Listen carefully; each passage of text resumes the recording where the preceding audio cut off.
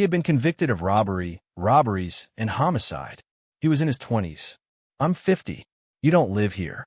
You survive here." In the bowels of the strongest prison in all of America lies the gang member who caused the most damage in all of El Salvador. A man who, the word human is too big for him. But how did they capture him? Stay until the end of the video and find out in the bowels of the CECOT Terrorism Confinement Center, where brutality seems to be the only law. One of the most feared prisoners, known to all as El Crook, lies his true man. He has been lost in the shadows of the past. While the rumors about his rise within the ranks of the most dangerous gangs in El Salvador are as numerous as the scars that adorn his face, what is clear is that his reputation as one of the most dangerous gang members ever seen in the region has given him a status that goes beyond his imprisonment. In his life of crime, the Crook was the terror of the streets. However, in his current reality, things have changed. Within the walls of the CECOT, where the most violent and bloodthirsty criminals are found, he is just another in a system where violence shows no mercy, not even for those who were once powerful. The Crook's life is not easy. Every week, the guards are in charge of reminding him that despite his fearsome past, he is now at the mercy of his torturous prison system. There are no breaks for him, no moments when he can feel that the weight of his existence has lessened. Oppression, humiliation, and pain are part of his daily life. And although he was once the leader of one of the most feared gangs in the region, in his prison, he is only a man broken by the relentless violence of the state and the constant threat of his own fellow inmates. Zelda, many of whom never forget or forgive the pain he, himself, caused every time he makes the slightest mistake. Something as simple as a sudden movement or a wrong word. The punishment is immediate and cruel. The guards, hardened by years of facing criminals of all kinds, have no mercy. The Crook knows that in this place, weakness is not tolerated, and even less so when you are such a despised figure. All the blows aren't just punishments. They're a way to keep him in his place, to remind him that his power no longer exists. There is no mercy in the blows, only brutality. Fists falling on his back, his face, his ribs, making them feel more and more like a shadow of what he once was. Each blow makes him feel further from his former world and closer to the end of his existence. An existence that is disintegrating as time passes. The Crook has never been a man who would let himself be humiliated, but in this environment, humiliation is as prevalent as the air you breathe. The guards often drag him down the hallway, pushing him from side to side like an abused dog. Sometimes, when he's particularly exhausted or injured, they force him to walk hunched over, unable to hold his head high. Sometimes, when he no longer has the strength to continue, the guards take extra time to spit in his face. It's a symbolic act, one that underscores his fall from the top. The Crook, who was once a fearsome man, is now just another target, one that serves to fuel the thirst for revenge of those who were once his victims or colleagues. The humiliations aren't limited to beatings. When the guards see him weak, they subject him to all kinds of psychological torture. They whisper in his ear that he'll never get out of prison, that his life is doomed to a lonely and inglorious end. They repeat to him over and over again that his story is it has become clear that he has no future and that his legacy of violence has only brought suffering and pain, even to himself. Despite being the most dangerous man of his time, prison has eroded his pride, and although he tries to fight the hopelessness every day, it is a losing battle. The guard's words, laden with contempt, echo in his mind as he spends his time in his cell alone with his thoughts, waiting for death to come quickly. But knowing deep down that for now his fate is sealed, it is not unusual for the other prisoners to look at him from nearby cells, some with hatred, others with fear. Everyone knows that the Crook was a man who never showed mercy in his time as a gang leader. Despite his present being one of constant suffering, the scars of his past remain vivid. In the hearts of those who feared him before he was imprisoned, some of the inmates try to seek some kind of revenge for the crimes he committed. Others committed. They simply despise him for what he represents. And although in the CECOT there are unwritten rules about respect, between gangs, no one respects the Crook. This place. Because everyone knows that in his world, respect is only earned through strength, and he no longer has any in the mornings. The sun barely enters through the cracks in the Croc cell. There is no room for hope or sleep. The few moments when the guards decide not to beat him are used to humiliate him with menial tasks or to leave him isolated without food. The guards have shown him that there is no way his situation will change. Sometimes they leave him without food for days on end as a way of teaching him that survival depends not on his cunning, but on the will of those who control him. When food arrives, it is scarce and of poor quality, which only contributes to the constant feeling of hunger and weakness that consumes him. For the Croc, prison is an extension of his downfall. His life outside the bars was a man who had held the rules, who had controlled lives, territories, and who had earned a reputation for being unstoppable. Now, reduced, the misery every day becomes a reminder of his own fragility. His hands, once strong and determined, they are now, due to years of abuse, their muscles weakened by lack of exercise and poor nutrition. In the few moments when he can think, the Croc realizes that his body and mind are being slowly destroyed by the environment around him. And although he sometimes tries to fight this fate, he knows that the forces oppressing him are too great for him. But how did they manage to find him? What did the police do to capture him?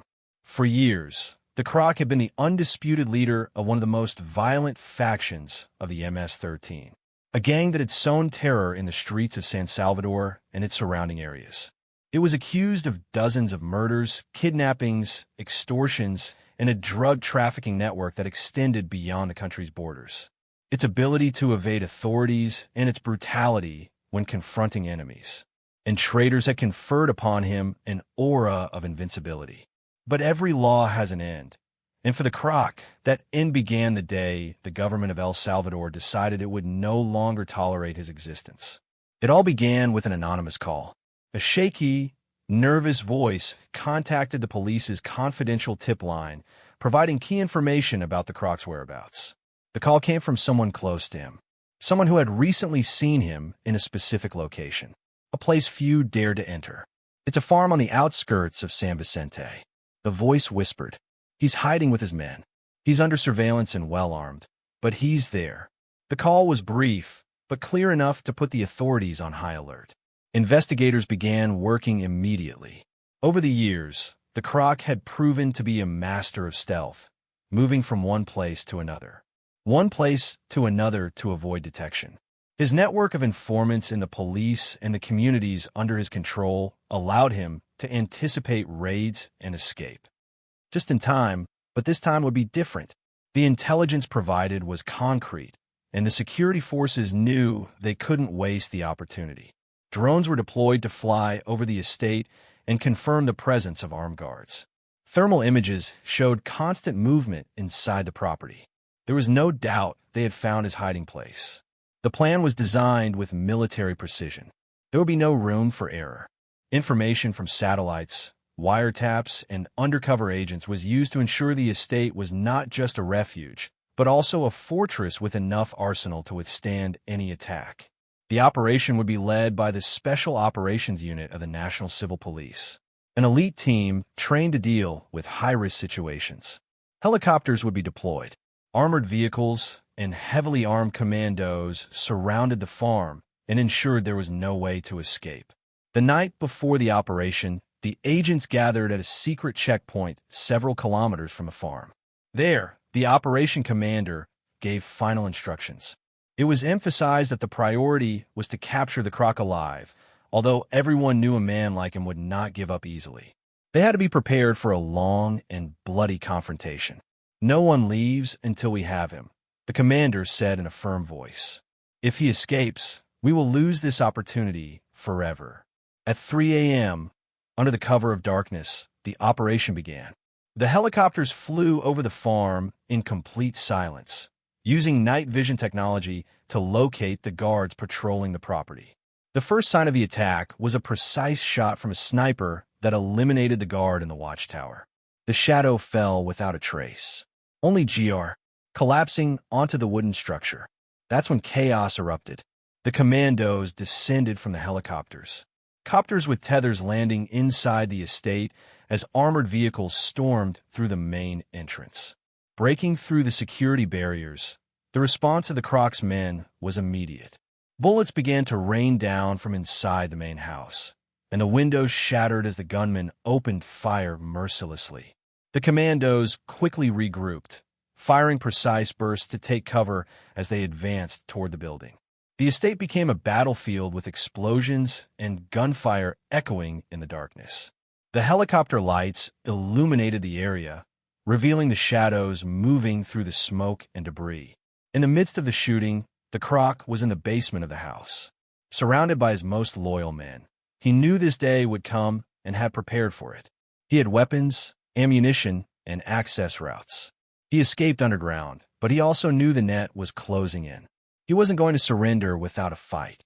He shouted orders to his men, preparing them for close-quarters combat. The house was full of secret passages and deadly traps designed to slow down anyone trying to reach him. But the commandos were no ordinary men. They moved with discipline and precision, advancing with assault tactics and using smoke grenades to disorient their enemies. The clashes grew more intense as the commandos took control of the first floor of the house. The Croc's men fell one after another, but they continued to fight with the ferocity of those who have nothing to lose. The rooms filled with dust, blood, and the echo of the explosions. Some hitmen tried to escape through the back windows, only to be intercepted by the commandos who had already surrounded the area. In the basement, the Croc knew he had arrived. His moment prepared for his last stand, wielding a shotgun and a revolver with determination. But before he could leave, the doors were knocked down with explosives, and smoke filled the space. The commandos stormed in with thermal visors, aiming precisely at their guards, hands on their heads, shouting their voices, echoing off the concrete walls. But he didn't kneel. He opened fire, hitting one of the commandos in the arm. The response was immediate. A shot to the leg knocked him down, causing him to drop his weapon. As he fell to the ground, wounded and bleeding, the Croc screamed in rage. Pounding the ground with his fists, he knew his reign was over. The commandos handcuffed him tightly. He immobilized him while one of them checked his documents to confirm his identity. The target was secured, he said through the communicator, and the words echoed like the end of an era. The transport of the Croc to the CECOT was swift, and well protected. They took him in an armored vehicle, escorted by a convoy of patrol cars and helicopters. During the journey, he didn't say a single word. He knew that from that moment on, his life would be defined by confinement, humiliation, and revenge from those he had terrorized.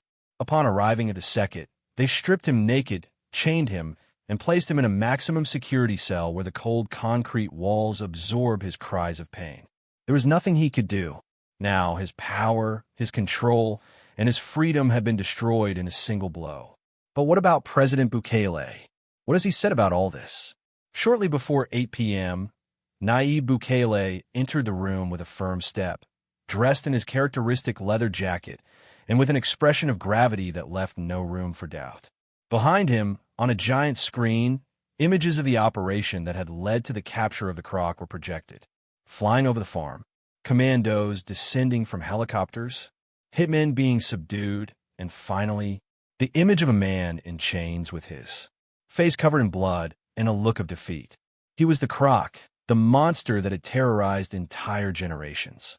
The image was a silent reminder of what the power of the state could achieve when it focused on eliminating the evil of Rai. Bukele began his speech in a slow voice, weighing each word, letting the tension in the room rise. El Salvador has been a victim of gang terror for decades. For a long time, these criminal organizations have operated with impunity, sowing fear and pain in every corner of our country. But today we are here to send a clear message. That time is over. The statement was followed by a murmur of approval, and some cameras zoomed in closely on the president's face, whose expression was unwavering. The Croc continued, Bukele. He wasn't just a gang member. He wasn't just a murderer, was the leader of a criminal organization that bled our country dry, that used fear as a weapon, and that controlled territories as if they were his own, but now that man is in a cell where he belonged, and he will never see the light of day again. The statement was met with a burst of applause in the room. The journalists looked at each other, aware that they were witnessing a historic moment. Bukele then presented details about the operation that led to the capture of the Crook. He explained how intelligence obtained from an anonymous informant led to the location of his hideout on a farm on the outskirts of San Vicente. He revealed that the planning of the operation took weeks and that the security forces faced fierce resistance from his henchmen, who fought to their last breath to protect their leader. More than 100 special operations commandos, air support, and armored vehicles were needed to ensure his capture. It wasn't easy, but we couldn't allow him to escape again, the president explained, while images of the weapons confiscated from the farm, automatic rifles, grenades, ammunition, and more were shown on the screen. Cash piled up in filthy heaps. The audience listened in silence, mesmerized by the account of the greatest human tragedy in the recent history of El Salvador. Bukele continued, describing how, once captured, the Crook was transferred to the CECOT Terrorism Confinement Center under the strictest surveillance. This man thought they would never catch him, that he could hide behind walls of hitmen and weapons. But he was wrong, Bukele stated with a defiant look. Now he is in a cell, without contact with the outside world, unable to give orders or continue terrorizing our communities, and there he will remain until the day he dies. The president paused and looked into the cameras, making sure his message reached every home in El Salvador. This capture is not only a triumph for our security forces, but a victory for every Salvadoran family that has suffered at the hands of these gangs. It is a message for all those who they think they can escape justice, no matter how powerful they think they are. Sooner or later, they will fall. The statement was overwhelming, a direct blow to the morale of the gangs that still operated in the shadows, try to maintain control through fear. Then, Bukele revealed something that left the audience breathless. He explained that during the interrogation, the Crook had confessed to being involved in more than 200 murders, including those of police officers, politicians, and community leaders. This man was a monster. He said in a deep voice, he doesn't deserve compassion. He doesn't deserve forgiveness. The only thing he deserves is to live the rest of his days in a cell, remembering each of his atrocities. At that moment, the image on the screen changed, showing the Crook in his cell, chained with his head bowed and his gaze empty. The humiliation was evident. The man who was once feared by everyone was now nothing more than a shadow of himself. The press conference continued with Bukele, explaining his administration's future plans to end organized crime. He reiterated his commitment to strengthening national security, expanding the number of special forces, and increasing cooperation with other countries to dismantle drug trafficking and extortion networks. We will not stop with the capture of the Crook. We will continue until we eradicate all gangs from our country. El Salvador will be a safe place for our children, without fear, without violence. Bukele did not fail to take advantage of the opportunity to send a message to his critics. Some say I am authoritarian, that my methods are harsh. But tell me how you fight monsters like this with beautiful words. How do you confront evil with kid gloves? No, gentlemen, you confront it with strength, with determination, and without mercy. The room is full of me, applauding. The journalists frantically took notes, knowing that these statements would become international headlines before the end of Bukele. He stared at the cameras once more and said, "The Crook is just the beginning. To all the gang leaders who still think they can escape, I tell you, we're coming for you. There's nowhere you can hide. There's no power that can protect you. Just like we caught the Crook, we'll catch you. And when that happens, you'll be in a cell just like him, forgotten by the world, without power or authority. It will be a glory for those condemned to never see the light of day again without warning anyone." He personally went to the CECOT Terrorist Confinement Center, the safest and most feared place in El Salvador, where the country's most dangerous criminals were locked up in conditions of extreme isolation. His fate was set. He was going to personally see the man who for years had been the scourge of the nation, the leader of one of the most violent factions of MS-13. The Crook himself. The presidential convoy sped out of the National Palace, escorted by armored vehicles and a security presence that reflected the seriousness of the matter. Bukele remained silent inside the truck. Incio, with a hard and determined expression, made it clear that his presence in the complex would not only send a message to the Crook, but also to the entire criminal apparatus that had once feared and respected him. This wasn't just a trip to visit a prison. It was a declaration of power, a direct warning to all those who still dared to challenge his authority. Upon arriving at the CECOT, the atmosphere was tense.